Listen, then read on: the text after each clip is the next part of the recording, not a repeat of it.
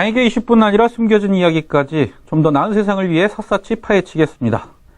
안녕하십니까, 윤석권입니다. 전국의 시도교육청 가운데 법률로 정한 장애인 교원 고용률을 지키는 곳이 단 한 군데도 없는 것으로 드러났습니다. 장애인 고용 촉진 및 직업재활법에 따르면 국가와 지방자치단체는 소속 공무원 정원의 3% 이상을 장애인으로 고용해야 하는데요. 그런데 지난 11일 교육부가 공개한 2013학년도 초중등교사의 임용시험 합격자 현황에 따르면 올해 16개 시도교육청의 장애인 교원 고용률이 평균 1.4%밖에 미치지 못했다고 합니다.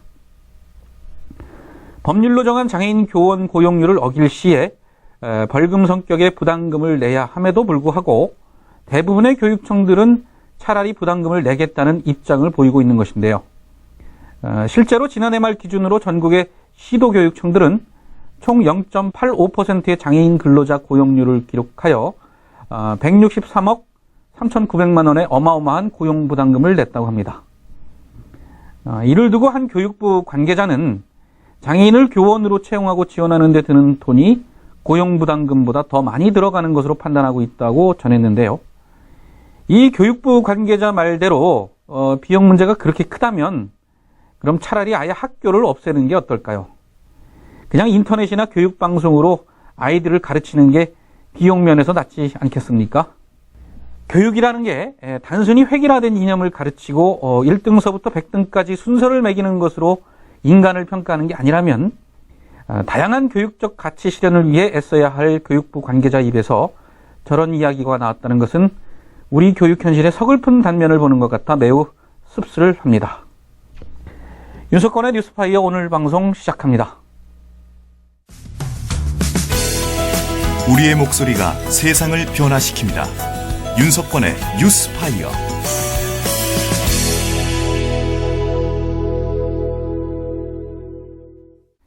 장애계 이슈 헤드라인부터 장판의 숨은 헤드라인까지 여러분들께 낱낱이 전해드리는 장판 포커스 시간입니다. 지난 8일 정부의 세법 개정안 발표가 있었습니다. 그러나 개정안이 근로소득세 부분만 건드렸을 뿐 법인세와 금융거래세 등 세제 전반의 개편까지는 건드리지 못했다는 비판이 있었습니다. 그래서 논란 끝에 발표 닷새 만에 수정안이 나오기에 이르렀는데요. 이 과정에서 증세에 대한 국민적 반감을 등에 업고 민주당은 개정안에 대해 세금 폭탄이라고 정치적 공세를 취했고요. 박근혜 대통령은 세제 개편안에 대해 원점에서 재검토할 것을 지시했습니다. 한편 복지국가 소사이어티 등 4개 복지 관련 시민단체들은 오히려 민주당이 세금 폭탄을 앞세워 조세 저항을 부추기고 있다고 비판하기에 이르렀는데요. 박근혜 대통령은 당초 증세 없는 복지를 공약으로 내세워 당선이 되었습니다. 증세 없는 복지, 이게 과연 가능한 것인지 세법 개정안을 둘러싼 논쟁을 보면서 의문이 들었습니다. 복지국가 소사이어티 이상희 공동대표 전화 연결해 궁금한 점 물어봅니다. 예, 이상희 대표님 안녕하십니까? 네, 안녕하세요. 네네. 이번 민주당이 그 세법 개정안에 대해 세금 폭탄이라고 했는데요. 과연 어떤 사람들이 얼마나 더 세금을 부담하길래 세금 폭탄이라고 말하는 겁니까? 예, 요 맥락을 잠깐 한번 짚어볼게요. 그 참여정부 후반기에 종합부동산세를 추진했는데요. 그때 한나라당과 박근혜 대표께서 세금 폭탄이라고 하는 용어를 정치적으로 공론화하는데 성공을 했거든요. 그로 인해서 노무현 정권은 그 민심 이반을 겪었죠. 한나라당은 정치적으로 큰 이득을 챙겼습니다. 그런데 그 당시에 그 종부세의 납부 대상자가 된 사람들은 전체 국민의 1.3%에 불과했거든요. 그런데 당시에 우리 국민들 대부분은 자신들이 세금을 더 내는 것이냐 이렇게 오해를 했단 말이죠. 그러니까 이게 세금 폭탄이 무차별적으로 투하된 것이죠. 결과적으로는 진실을 호도한 아주 전형적인 선동 정치의 하나였단 말이죠. 그런데 이번에는 민주당이 또 이제 세금 폭탄이라는 이야기를 했지 않습니까? 저는 이것도 마찬가지로 진실을 호도하는 것이라고 지금 보고 있는데요. 그 내용을 한번 잠깐 살펴보겠습니다. 그 지난 8월 8일 날 정부가 세법 개정안을 발표했는데 핵심 내용은 소득 공제를 세액 공제로 전환하는 거였거든요. 그러다 보니까 소득 상위 28%의 이 근로소득자들에게는 연간 10,000원에서부터 무진적으로 세금을 더 내게 하는 것. 그러니까 갈수록 소득이 높아질수록 세금을 많이 내고 심지어는 3억 원이 넘어가는 사람은 뭐 연간 수백만 원을 더 내게 되는 거죠. 이것은 그 소득세 체계의 공평성을 강화하는 전향적이고도 진보적인 조치였습니다. 올바른 거였죠. 그런데 말이죠. 그 일각에서 정치권에서 유리 지갑을 턴다라든지 뭐 세금 폭탄론 이런 것을 가지고 정쟁을 시도했고 실질적으로 정쟁화하는데 성공해버렸단 말이죠. 그래서 이제 그 정부 여당 특히 그 새누리당에서도 불안하니까 표가 떨어질까봐 두려워가지고 민주당의 그 세금 폭탄론에다가 맞장구를 친 거고 청와대에서도 정략적으로 이걸 판단해가지고 박근혜 대통령이 수정안을 내놓게 된 겁니다. 예. 지금 근로소득자의 28%가 그 세법 개정안에 의하면 28%가 세금을 부담하게 되었다고 하는데 그러면 이번에 세법 수정안으로 지금 세부담 증가 기준선 연봉 5,500만 원으로 올라갔잖아요. 그렇습니다. 그러면 이 수정안으로 세금을 더 내게 되는 사람의 비율이 전체 근로자의 몇 %로 줄어들었나요? 네, 아주 잘 질문해 주셨는데요. 그 세부담이 늘어나는 기준선을 그 소득 상위 28%에 해당하는 3,450만 원에서 소득 상위 13%에 해당하는 5,500만 원으로 상향 조정을 한 겁니다, 이번에. 그러니까 3,450만 원이 5,500만 원으로 높아진 거죠. 이렇게 되다 보니까 세 부담자가 애초에 434만 명에서 205만 명으로 줄어들었습니다. 그러니까 229만 명이 줄어든 것인데요. 이로 인해서 연간 약 3천억 원의 세수가 감소합니다. 그러니까 결국 국민 1인당 연간 13만 원입니다. 월 한 10,000원꼴 되는 거죠. 이 월 10,000원을 덜 내게 된 것인데요.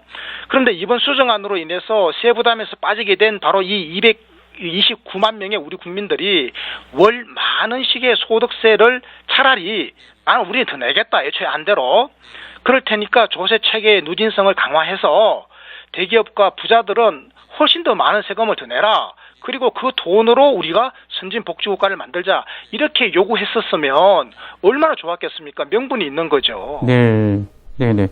지금 실질적으로 지금 그러면 월 10,000원 인상되는 세금으로 더 많은 복지 혜택을 누리자고 하는 것일 텐데 그렇다고 하면 왜 이렇게 이 국민들이 조세 저항이 심한 것일까요? 그런데 말이죠. 이게 사실은 10,000원이라고 하는 거, 심지어는 1년에 10,000원, 어떤 분들은 연봉 6, 7천만 원 되는 분들은 1년에 2, 3만 원 이렇게 늘어나는 건데요. 아주 많은 경우에는 16만 원까지도 늘어납니다만은 한 달에 10,000원 안팎이면 차라리 이걸 더 내고 그리고 고소득자나 기업으로부터 더 내게 해가지고 이 돈으로 복지효과로 가는 것이 모두에게 이득이고 그것이 우리 자식을 위해서 바람직한 길이지 않습니까? 그런데 두 가지 문제가 있어요. 하나는 정치권이요. 이걸 나쁘게 선동했던 겁니다. 마치 이게 엄청나게 잘못된 것인 양 선동했던 것이고요. 그리고 두 번째로는 애초에 정부가 안을 내면서 이게 기업과 고자산가 특히 그 법인세 부분에 있어서 너무나 이렇게 진보적이고 개혁적인 조치를 안 한 거예요. 그러니까 지난 정부가 추진했던 감세 조치를 좀 되돌려놔야 되거든요. 근데 그것을 전혀 하지 않고 근로소득세 부분만 손을 대니까 그러니까 법인소득세를 손대지 않고 근로소득세 부분만 이번에 손을 댄 이 한계가 있었던 거죠. 그래서 이런 것들이 막 겹쳐지면서 이게 중산층 중에서 지금 상층이 28% 해당되는 사람들이 네. 좀 화가 난 거죠. 예. 이게 지금 어떻든 지금 229만 명이 지금 세금을 이제 안 내는 걸로 이렇게 해서 3천억 원의 세수 감소가 발생했다고 했는데요. 박근혜 정부가 증세 없는 복지를 실현하겠다고 애초에 공약을 해서 당선이 됐습니다. 이게 원론적인 질문이긴 하지만 증세 없는 복지 이게 가능한 겁니까?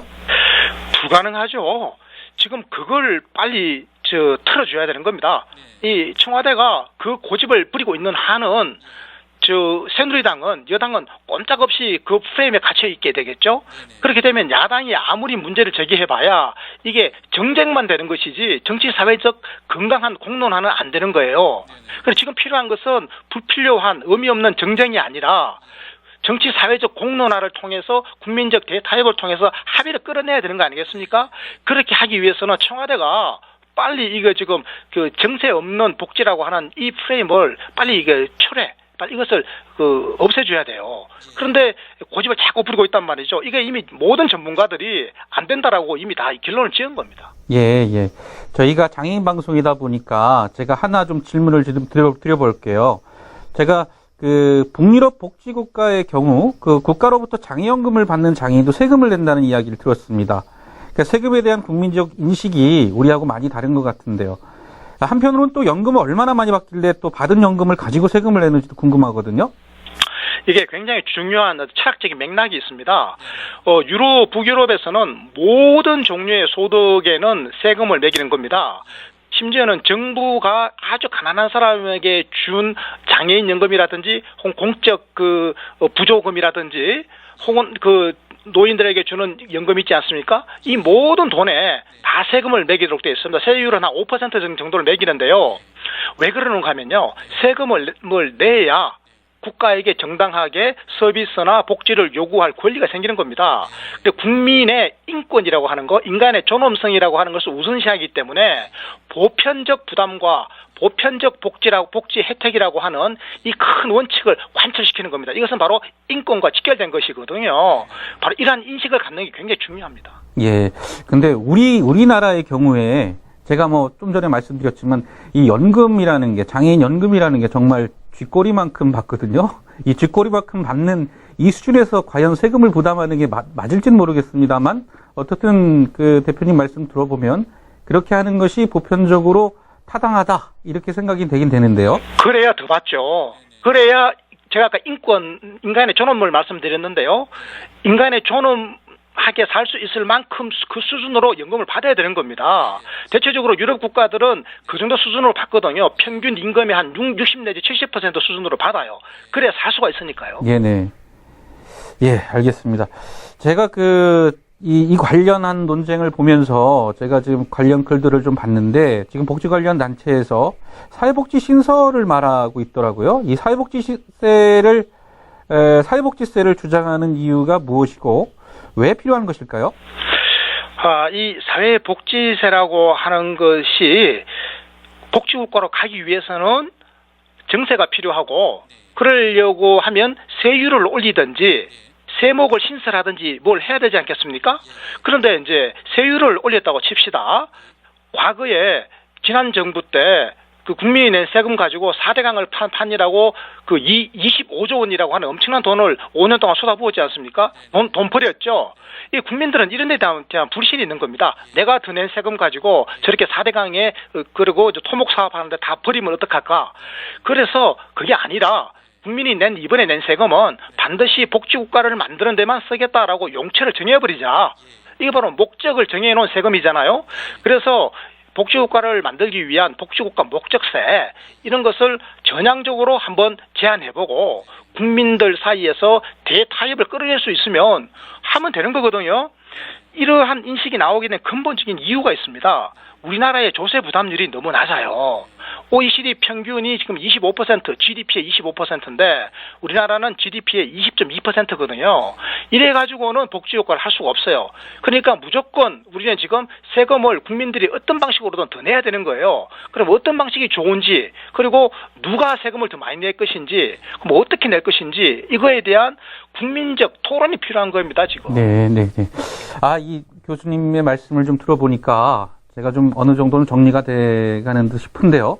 우리 시청자, 우리 또 장애인 방송을 애청하는 애청자 여러분들께서도 조금이나마 지금 이 세법 개정안 관련한 논쟁에서 조금이나마 좀 도움이 좀 되셨으면 좋겠습니다. 오늘 말씀 잘 들었습니다. 네, 고맙습니다. 네, 지금까지 윤석권이었고요. 앞으로 장애계의 목소리를 모아 다양한 소식들 더 힘껏 파헤쳐보도록 하겠습니다. 윤석권의 뉴스파이어 오늘은 여기까지입니다. 감사합니다.